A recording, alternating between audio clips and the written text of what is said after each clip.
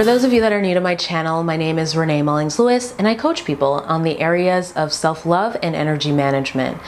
And essentially, these videos are designed to help you no matter where you are on your self-love journey, because the people who watch these videos are like on all different ends of the spectrum. I've got people who are sort of new to self-love and are like curious and wondering if they love themselves at all or are not even sure what that really means. And then I've got people like myself who have been into this self-love thing for a little while and have been practicing the lessons of self-love and taking care of energy for quite some time. Now, the thing that's really cool about this is that it really doesn't matter how long you've been practicing or learning about self-love, whether it's been like just now in this video or if it's been like multiple decades. Self-love is one of those things that it's like very much in alignment with the spiritual principles. So what I mean by that is it's not one of those things where you learn the lesson, you apply it, and you're done.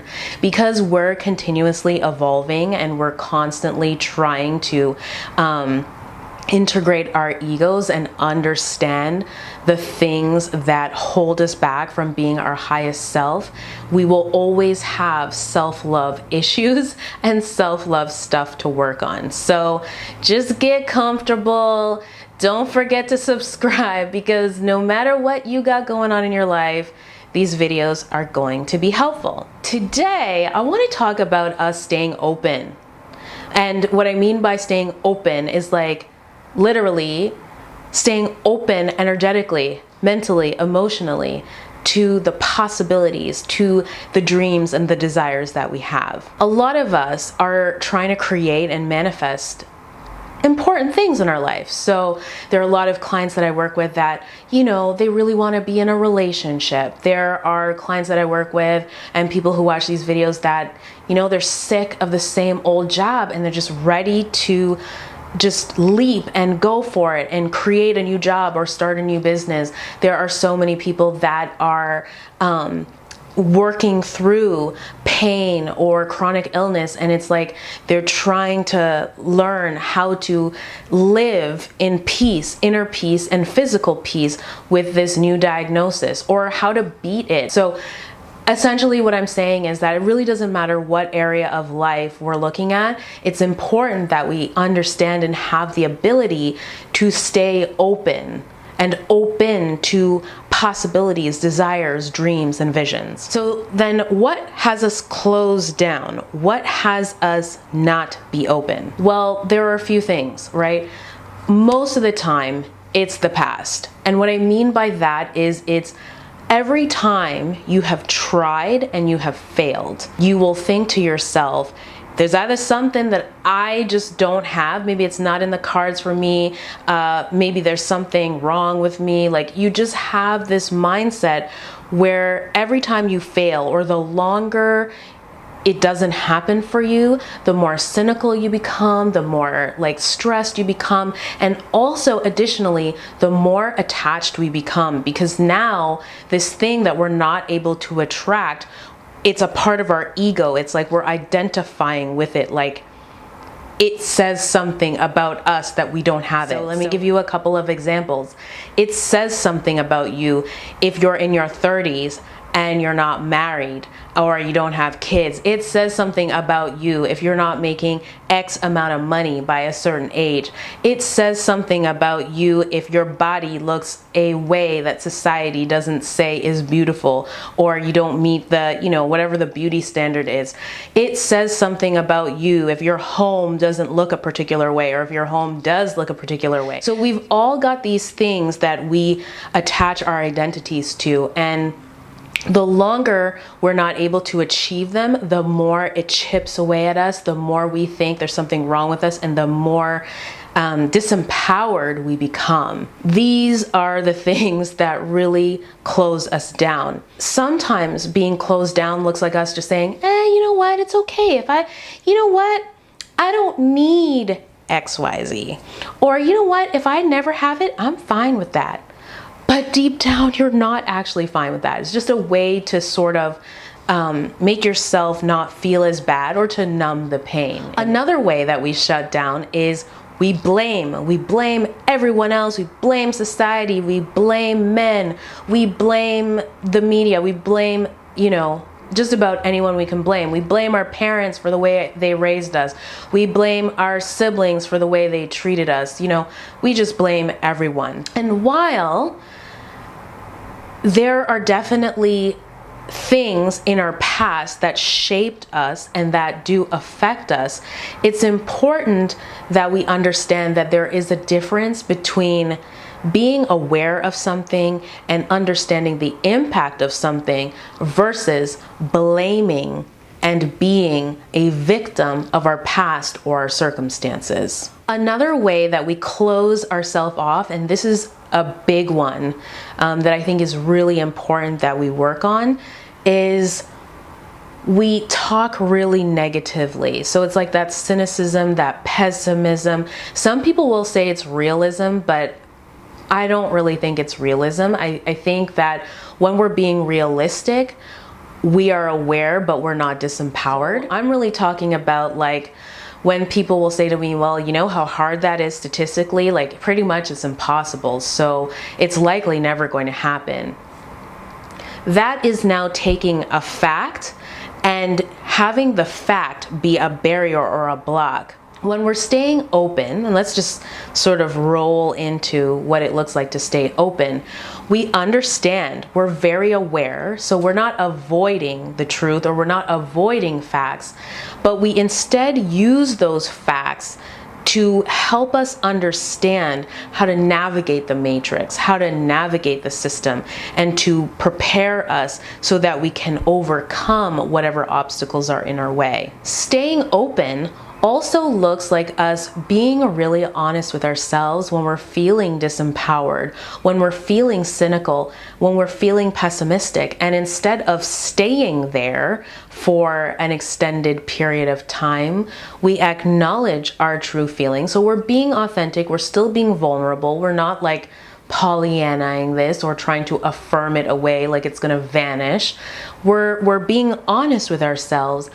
And there's a part two to that. What we also do is say, I need to speak with someone or I need to get some help so that I don't stay stuck here, so that I am empowered again, so that I can move forward. And watching a video like this or talking to a friend, or if you're really struggling, I would recommend like working with a professional, a coach like myself or a therapist or someone who has the specific set of tools to be able to get you out of the rut. Staying open also looks like being consistent.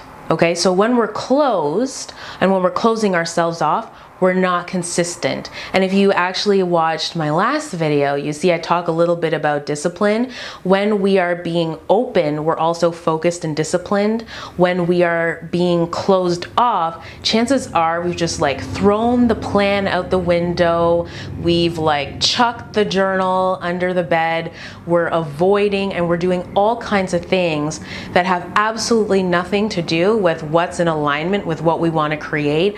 We're now going back into our default energy, our default way of acting in the world, and our default subconscious way of manifesting and attracting things. Now, why do I say that? Because we're always manifesting and attracting things. For a lot of us, what's happening is we just keep manifesting and attracting the same things over and over again.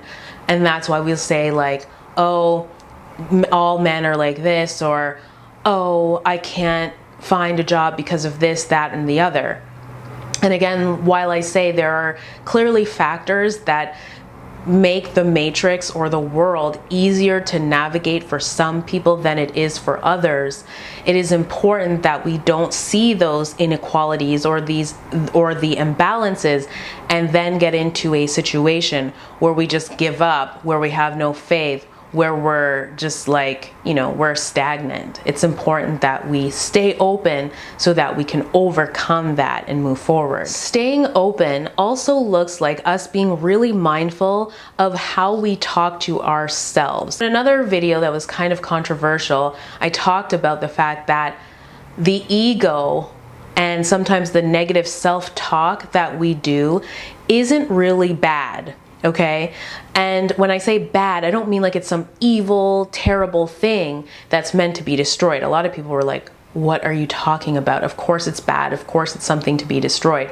I say when you hear that negative self-talk that is ready to take you out, it's actually highlighting for you a part of yourself that is still deeply injured and deeply wounded and actually needs to be integrated. Instead of trying to banish this thing and bat it away or swat it away or stuff it, or a lot of people will say like, you know, F the ego or like all these kinds of things, which is it just suppresses it even further and drives it down deeper. So then when it's coming up subconsciously, we don't know how to come at it or how to deal with it.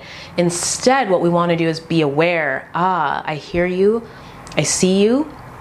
I'm still in charge. So I actually need to get some help, or I need to apply some tools so that you don't take over and have me be completely disempowered and closed down and not in the optimal manifesting energy and state of mind and heart space. Right? There are so many other things that I could share about staying open, but I don't want to make this video too long. Instead, what I'd love for you to do is watch the video, ask some questions, and then maybe I can do another video, like a part 2 to this, or even maybe a series to this if this is something helpful for you.